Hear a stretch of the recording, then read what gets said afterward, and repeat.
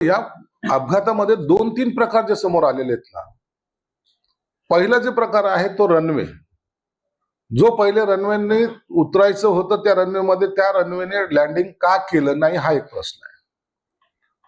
पायलटने दुसरा रनवे का मागितला याच्यावर प्रश्नचिन्ह निर्माण होतोय. आता ह्या रनवे आणि धोका जर असेल तर त्यांना ते पुन्हा विमानामध्ये एवढं इंधन होतं की त्यांना पुन्हा विमान मुंबईला परतवून जाता आलं असतं किंवा पुण्याला उतरवता आलं असतं. पण ते न करता का झालं हा एक प्रश्नचिन्ह आहेच ना. दुसरं महत्वाचं असं आहे की 2 एजन्सी आहेत ज्या सरकार मान्य आहेत, त्यांनी आपला वेगवेगळे निष्कर्ष काढलेले आहेत. कोणी रनवे बद्दल बोलतंय तर कोणी विमानामध्ये बिघाड आहे. आणि ह्या एजन्स्या हे काय प्रायव्हेट नाहीत, ह्या सरकारच्या आहेत. म्हणून याच्यावर शंकेची जी पाल चुकचुकते ना, तर त्याच्यावर आपण लक्ष त्यांनी दिलं पाहिजे.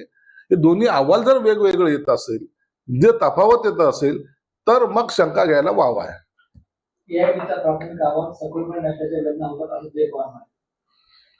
वेदना निश्चित होणार ना. अजित दादासारखा मोठा नेता गेल्यानंतर हे वेदना महाराष्ट्राला झालेल्या आहेत.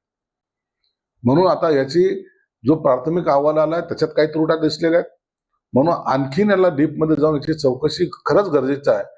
प्रत्येकाच्या मनामध्ये शंका ही वाढत चाललेली आहे आणि हे मला वाटतं योग्य नाहीये. काँग्रेसला राज्यसभेत विरोधी पक्षनेते टिकवण्याची चिंता आहे की आम्हाला 2 खासदार टिकवण्याची चिंता आहे असं संजय राऊत म्हणाले. त्यांना काय टिकवण्याची चिंता आहे त्याला कोणी विचारत नाहीये. आता या राज्यसभेच्या निवडणुकीमध्ये हे तिन्ही पक्ष एकत्र येतील का नाही यावर शंका आहे. कुणाचं संख्याबळ नाहीये. एकीकडे शरद पवारांचं नाव घेऊन राजकारण केलं जात आहे, दुसरीकडे आमच्याच पक्षाचा उमेदवार पाहिजे असंही सांगितलं जात आहे. एकाच पक्षातून 2-2, 3-3 स्टेटमेंट हे वेगवेगळे दिले जात आहेत. आणि काँग्रेसने आतापर्यंत त्यांची भूमिका उघड केली नाही.